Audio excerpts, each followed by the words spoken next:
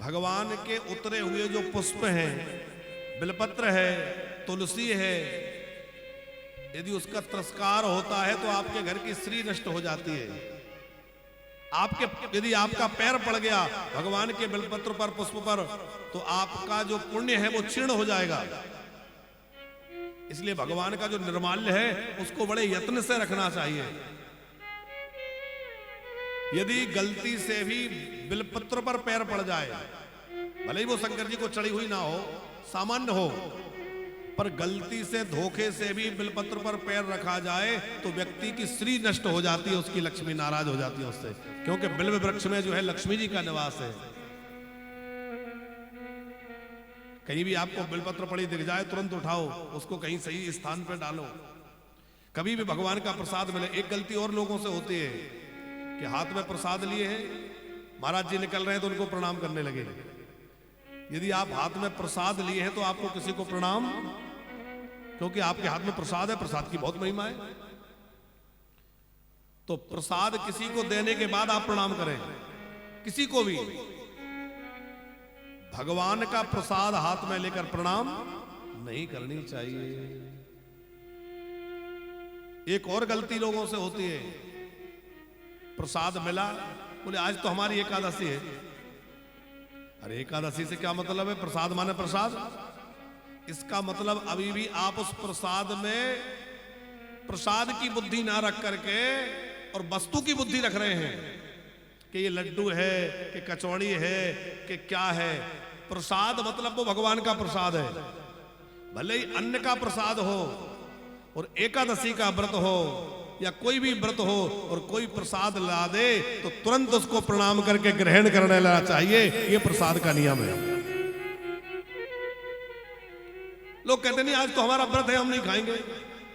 अब व्रत बड़ा है कि प्रसाद बड़ा है? प्रसाद की महिमा ज्यादा है।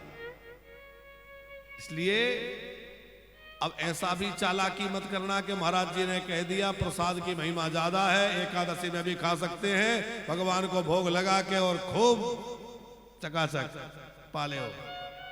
एक नियम है उसका भी, अंजलि में जो आ जाए उतने को प्रसाद कहते हैं। ऐसा नहीं कि भर के पालो। हाँ, लेकिन प्रसाद जब भी कोई दे तो तुरंत पा लेना चाहिए। प्राप्त मात्रेण भोक्तव्यम, जैसे ही प्रसाद हाथ में आए उसको पहले प्रणाम करो और तुरंत उसको ग्रहण कर लो। एक और बात ध्यान रखना, प्रसाद से मुंह झूठा नहीं होता। प्रसाद से मुंह झूठा नहीं माना जाएगा।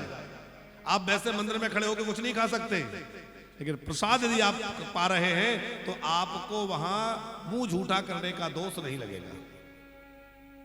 प्रसाद की बहुत महिमा है। दक्ष महाराज से प्रसाद का अनादर हुआ। आजकल ये फैशन बहुत चल गया है, हम बिहारी जी दर्शन करने जाएं और वहां माला ना मिले तो ऐसा ना लगता कि हमने दर्शन कर लिया।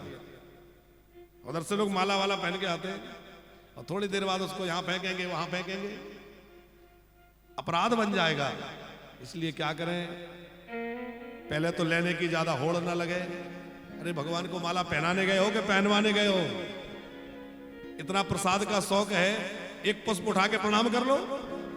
पर नहीं, सेल्फी कैसे बढ़िया आएगी, रील कैसे बनेगी कि हमने भी दर्शन किया था।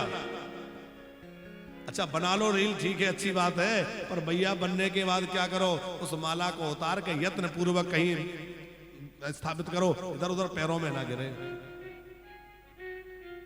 अब ये सब बातें निकल आए। अब चूंकि बिहार तो शंकर जी का होना है, पर अब बात आ गई तो सुना देते हैं। भले ही गुरु जी शिव का रूप है, गुरु जी को शंकर जी का रूप कहा है कि नहीं? गुरु ब्रह्मा गुरु विष्णु गुरुदेवो महेश्वरा, फिर भी बिल्व पत्र गुरु जी के चरणों में कभी नहीं चढ़ाना चाहिए।